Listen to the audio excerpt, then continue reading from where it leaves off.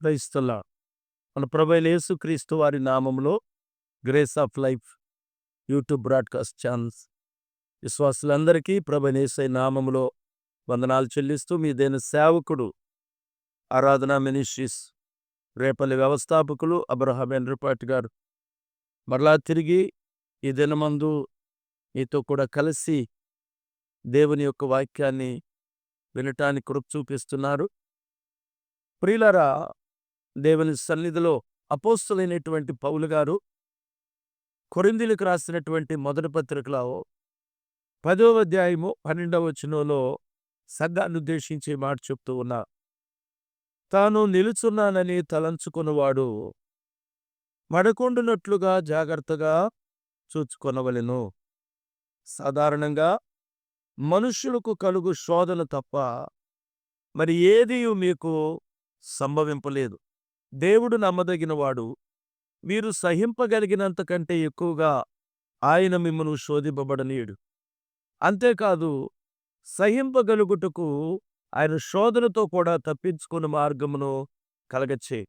చూడండి, చదవబడినటువంటి ఈ వచనాల్లో మనం గమనించినట్లయితే ఈరోజు చాలామంది ఆధ్యాత్మిక జీవితంలో అనేకమైనటువంటి విషయాలలో ప్రియులారా రక్షించబడినటువంటి దినము నుండి ఒకవేళ 5 సంవత్సరాలు 10 సంవత్సరాలు 15 20 సంవత్సరాలు భక్తి చేస్తున్నటువంటి వారు కూడా ఏదో ఒక కారణం చేత ఆధ్యాత్మిక జీవితంలో నుండి పడిపోతున్నట్లుగా మనం చూస్తున్నాం. ఏం బ్రదర్, మందిరానికి వెళ్ళేవాళ్ళు కదా, మరి ఏంటి మందిరానికి వెళ్ళటం లేదంటే, అయ్యా వెళ్ళలేకపోతున్నాను అనుకోని విధంగా నేను ఆధ్యాత్మిక జీవితంలో నుండి పొరపాటున పడిపోవటం జరిగిందంటున్నా. ఈరోజు మనుష్యుడు ఆధ్యాత్మిక జీవితంలో నుండి తను క్రింద పడిపోవటానికి ఏదైనా కారణం కావచ్చు. అది ఆర్థిక సమస్య, శరీర సమస్య, లేకపోతే నీ బలహీనతల ఎందు నిమిత్తం నువ్వు ఆధ్యాత్మికంగా పడిపోయావో నాకు తెలియదు. కానీ పౌలు గారు ఏం చెప్తున్నాడంటే, తాను నిలుచున్నానని తలంచుకున్నవాడు పడకుండునట్లుగా జాగ్రత్తగా కూడా చూసుకోవాలి. అంటే మనం ఆధ్యాత్మికమైనటువంటి మన యొక్క పునాది ఎలా వేయబడిందో మనం గమనించాలి. సువార్త వింటున్నప్పుడు మారుమనస్సు అనుభవంలోకి రావాలి, పాపము ఒప్పుకోలు అనుభవంలోకి రావాలి. మరి దేవుని యొక్క వాక్యము చేత మనం నడిపించబడి నీటి బాప్తిస్మం ద్వారా బాప్తిస్మాన్ని పొంది పరిశుద్ధాత్మ అనుభవంలోకి మనం నడిపించబడాలి. ఇలాంటి ఆది అపోస్తుల పునాది పైన మన యొక్క పునాది నిర్మాణాన్ని మనం వేసుకోవాలి. చూడండి, మనం గమనించినప్పుడు కొరింథీయులకు రాసిన మొదటి పత్రిక 3వ అధ్యాయము 10వ వచనంలో ఏం చెప్పబడుతుందంటే, ప్రతివాడు దాని మీద ఎలాగూ కట్టుచున్నాడో జాగ్రత్తగా చూచుకొనవలెను. చూడండి, ఆ పునాది మీద ఎలా కట్టుకుంటున్నావు నీ ఆధ్యాత్మిక జీవితం? రోజు దేవుని వాక్యాన్ని చదువుతున్నావా? రోజు దేవుని వాక్యాన్ని నెమరు వేస్తున్నావా?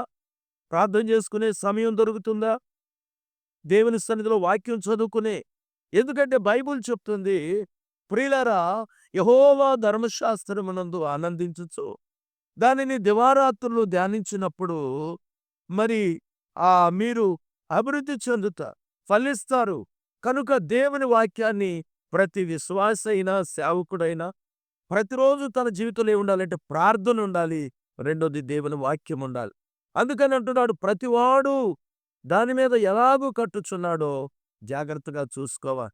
ఒక వ్యక్తి తన ఆధ్యాత్మిక జీవితాన్ని జాగ్రత్తగా పరిశీలన చేసుకోకపోతే పడిపోయేటటువంటి ప్రమాదం ఉంది ప్రియులారా.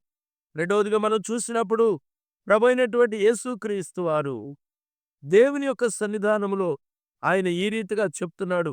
మార్కు సువార్త 4వ అధ్యాయము 24వ వచనంలో ఆయన, మీరేమి వినుచున్నారో జాగ్రత్తగా చూసుకొనుడి. ఈ రోజున సువార్తని లేకపోతే వివిధ రకాలైనటువంటి బోధలు వచ్చేసినాయి, కల్పనాద కథలు వచ్చేసినాయి, కలిపి చెరిపిడి బోధలు వచ్చేసినాయి.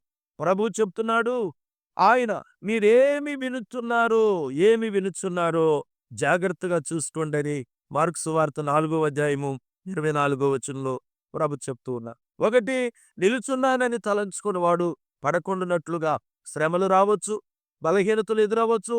ప్రియులారా, లోకంలో ఆయా స్థలాలలో మనం ఉంటున్న స్థలాలలో సాతాను ఏ రీతిగానైనా నిన్ను పడగొట్టాలని ఆలోచన చేసి వివిధ పన్నాగాలు పన్నొచ్చు. కానీ నీ జీవితంలో ఎప్పుడు ఏముండాలంటే ప్రతి దినము కూడా దేవుని వాక్యం ఉండాలి. ప్రతి దినము కూడా ప్రార్థనుండాలి. దుష్టుల ఆలోచన ఉండకూడదు. పాపుల మార్గంలో నిలబడకూడదు. అపహాసకులు కూర్చుండే చోటున నువ్వు కూర్చోకుండా ఒక ప్రతిష్ఠిత కలిగిన జీవితంగా నీ జీవితాన్ని ప్రతిష్ఠించుకోవాలి. ఏర్పాటు జీవితంలోకి నువ్వు రావాలి. ప్రియులారా, అందుకని ఒకటి, నువ్వు తాను నిలుచున్నానని తలంచుకుని వాడు పడకుండా జాగ్రత్తగా చూసుకోవాలి. రెండోది, నువ్వు ఏ పునాది మీద కట్టబడుచున్నావో జాగ్రత్తగా చూసుకోవాలి. మూడోదిగా, నువ్వు ఎలాంటి బోధ వింటున్నావు, మీరు ఏమి వినుచున్నారో జాగ్రత్తగా పరిశీలన చేసుకోమని ప్రభు చెప్పారు. అలాగే మహాజ్ఞాని అయిన సొలొమోను ప్రసంగి గ్రంథం 5వ అధ్యాయం 1వ వచనం అంటాడు, మీరు దేవుని మందిరానికి పోనప్పుడు జాగ్రత్తగా మీరు ఉండాలని చెప్తాడు. నీ ప్రవర్తన జాగ్రత్తగా చూసుకో.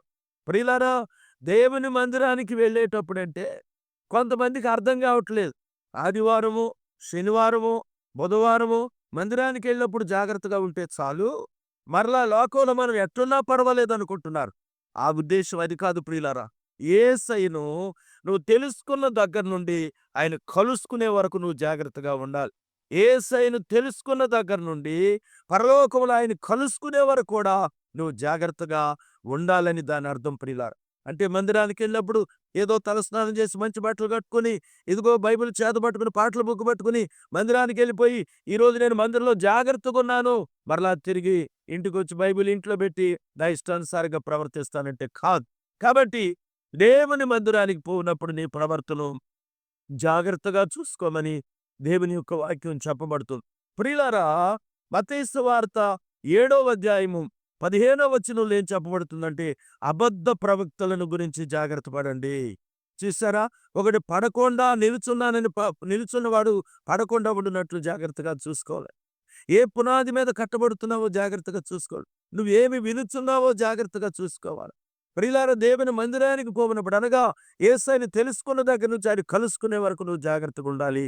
ఇప్పుడు ప్రభు అంటాడు మత్తయి సువార్త 7వ అధ్యాయం 15 అబద్ధ ప్రవక్తలను గురించి జాగ్రత్త పడుడి.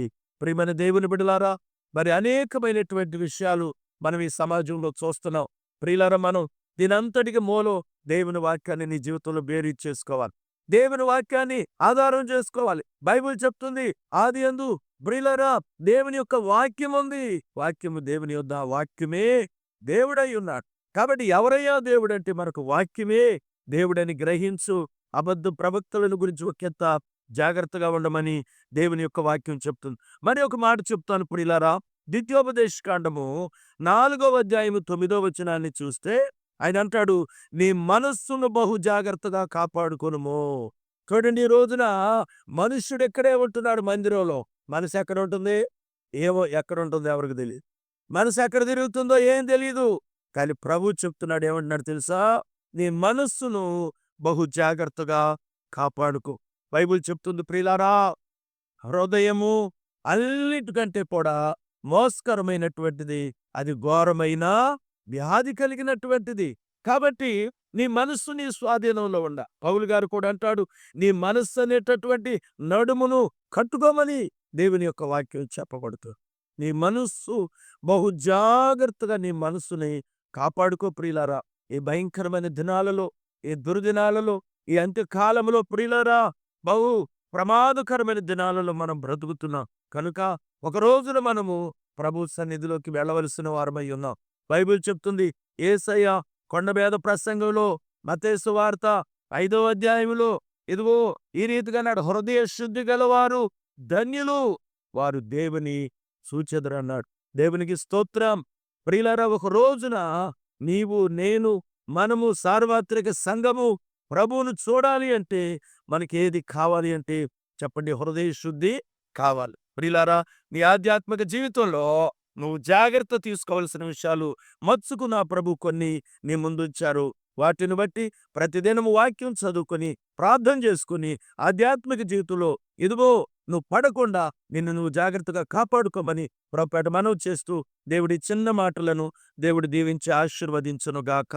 పరిశుద్ధమైన తండ్రి, ప్రకటించబడిన వాక్యము బిడ్డల హృదయాల్లో 30 నూరంతులు వేదంతులు ఫలించినట్టు సహాయం చేయమని కృప చూపించమని యేసు నామమున అడుగుచున్నాను మా తండ్రి. ఆమేన్.